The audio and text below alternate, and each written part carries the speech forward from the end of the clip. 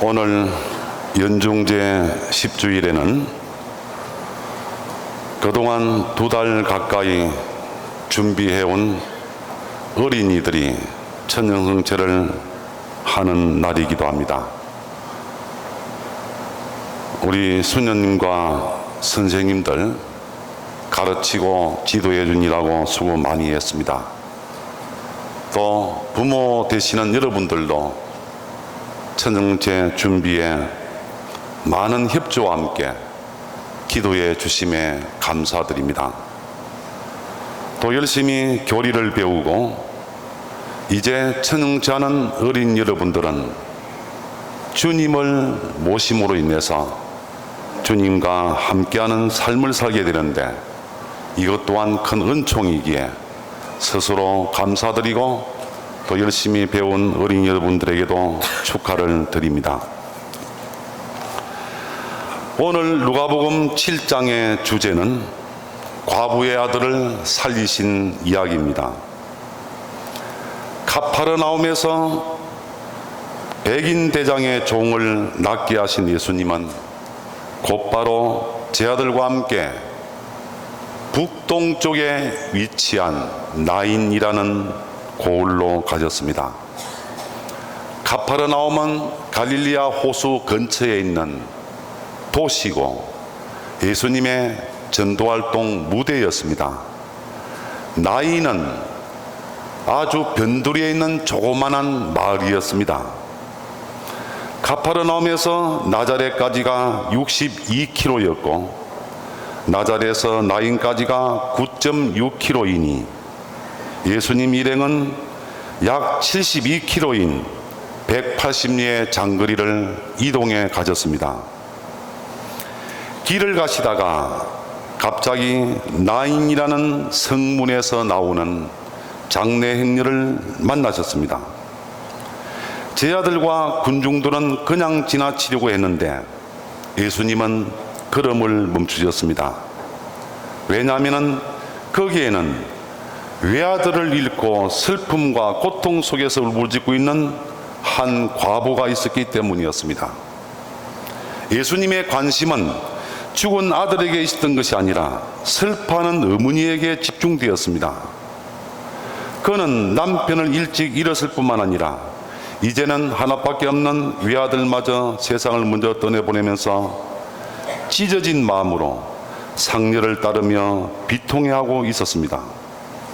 예수님은 그 여인에게서 아마도 장차 있을 십자가 밑에 서 계실 어머니 마리아의 모습을 예견하셨는지도 모릅니다. 그리하여 주님은 그녀에게 다가가 울지 마라 하고 이르신 후 앞으로 나아가 상녀를 멈추게 하셨습니다. 그리고 젊은이야 내가 너에게 말한다 일어나라 하고 말씀하셨습니다. 그러자 죽은 이가 일어나 앉아 말을 하기 시작했습니다. 사람들은 이 일을 접하고서 모두 두려움에 사로잡혀 하느님을 찬양하면서 우리 가운데 큰 예언자가 나타났다고 했고 하느님께서 당신 백성을 찾아오셨다고 말하기도 했습니다. 형제자매 여러분, 오늘 이 복음 이야기에서 우리는 한 가지 큰 특징을 발견합니다. 마태복음 9장에서 회당장 야이로의 딸을 살리실 때에는 아버지의 간절한 요청을 받고 예수님이 달려갑니다. 요한복음 11장에서 나자로를 살리신 것은 그의 여동생 마르다의 간청에 의해서였습니다. 그리고 마태복음 8장에서 나병 환자를 치유하신 것은 나병 환자 본인의 믿음이 대단했기 때문에 그 믿음을 보고 치유해 주십니다. 그리고 마르코복음 2장에서 중풍병자를 낫게 하신 것은 주변 친구들의 극성스러운 열성 때문에 지붕을 뚫고 들것으로 예수님 앞에 환자를 내려보내는 것을 보고 병자를 낫게 해주셨습니다. 그리고 누가복음 7장에서 백인 대장의 믿음을 보고 그 종을 낫게 해주십니다. 그런데 이런 모든 치유의 이야기들을 보면은 본인이나 가족이나 주변 사람들의 믿음과 요청에 의해서 예수님이 행사하시는데, 오늘 이 이야기는 특징이 뭐냐? 아무도 요청하지 않았습니다. 아무도 예수님에게 부탁하지 않았습니다. 그리고 본인도 예수님을 만나지 않았고 본인도 신앙 고백을 하지 않았습니다. 그러나 예수님은 가엾은 마음에서 여인에게 다가가고 여인의 심정을 헤아리면서 그 아들을 낳게 해주신 것입니다. 이것이 큰 특징입니다. 예수님의 이런 가엾은 마음은 측은지심의 발동이 되었던 것이죠. 오늘 어린이들이 성체를 모시면서 앞으로 살아가는 것도 어린이들의 영적 생명이 예수님 안에서 살아나는 것이기도 합니다. 오늘 죽은 아들이 살아나신 것처럼 여러분들의 영적 생명은 주님 안에서 활발하게 움직이며 살아가게 될 것입니다. 따라서 우리 모두는 그러한 것을 기뻐하면서 어린이들이 훌륭한 삶을 살아 갈 것을 기대하고 도와주면서 기도해야 될 줄 믿습니다. 그 당시에는 전쟁이 많았기 때문에 과부들이 많았습니다. 과부들은 의지할 곳이 없었고 그래서 살아가기가 매우 힘들었습니다. 그래서 돌보아야 될 대상 제1호가 과부들이었습니다. 예수님은 내 이웃을 자신처럼 사랑해야 한다는 가르침대로 그러한 어려움과 슬픔에 처한 과부에게 지역한 사랑을 베푸신 것입니다. 이것은 강도에게 맞아 초죽음이 된 자를 돌보아준 착한 사마리아 사람처럼 그 과부에게도 참된 이웃이 되어주신 것이기도 합니다. 이런 사례는 사복음서 중에서 다른 데는 없고 오직 오늘 누가복음에서만 찾아볼 수 있는 것입니다.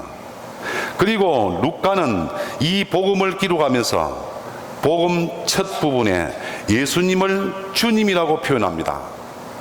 이것은 예수님께서 삶과 죽음의 주관자이심을 나타내 주기 위한 저자의 의도였다고 학자들은 이야기를 합니다.